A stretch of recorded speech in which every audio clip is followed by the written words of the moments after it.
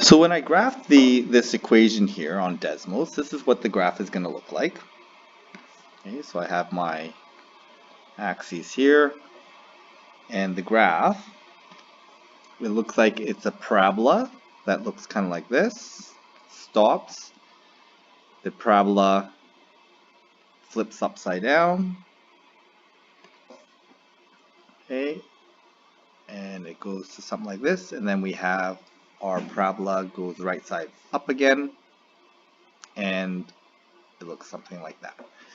Okay, and it looks like this portion here is a vertex. Okay, and I might be mistaken, but it looks kind of like that. So I'm just going to highlight the green here a little bit better. So looks like our domain boundaries are going to be based on that point there, which looks like it's about at -1, and it looks like here, or sorry, at -2, and here at +2. And again, if we take a look at the inside restrictions, the inside restrictions are going to be based on the boundaries at -2 and +2. So that looks about right. Okay, so that's what my graph is going to look like. Okay, I'm going to have solutions for this, and this is, I made it equal to 0, so I did -8 equal to 0 to graph this. And I can see that I have solutions when I just touch upon this graph here. It looks like -2 is a solution and +6. Okay, so I'm just going to draw those solutions in. This is at -2, x equals -2, and x equals +6. Okay, so we can show this equation algebraically, and I can show the piecewise function as well. So I'm going to solve this algebraically first. Okay, so when we solve algebraically, we need to consider the positive and negative versions of this when we isolate the absolute value. So I'm going to do that first. So x squared minus 4 is equal to 4x plus 8. Okay, so there's my equation. The next step is to show the positive and negative possibilities. So my positive version is going to be when x squared minus 4 is positive, and it's going to equal positive x plus 8. Okay, when we do the graph of this, I'll do the domain of it at that point. So right now I'm just going to solve it. So here we have x squared minus 4. The negative version would be equal to the opposite, which is -4x minus 8. So there's my two equations that I can solve for. Okay. Now I'm going to get two solutions here and two solutions here. I only see two solutions on here, so it looks like I might have some extraneous solutions. Okay. So let's take a look here.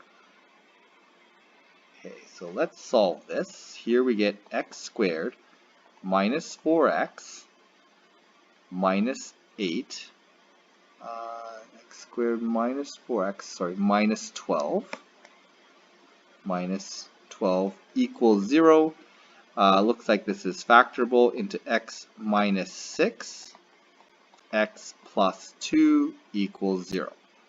Okay, so it looks like this graph here, does that right? -6. Yep, it looks like it's right. So we end up with x squared, we have x minus 6 and x plus 2. Now when I actually look at the graph, it looks like this is actually expressing the solutions for the red part. So in fact, although I claim that this is a positive version, technically this is actually the, well, it is a positive version, yeah, so I have it in green here. So I actually should have just done this backwards. So I'm going to just change that and resketch this so that it's a little bit more reflective of what I'm solving here. Okay, so that's going to be the positive version, and there's my negative version. And in between here, this is where the graph is green.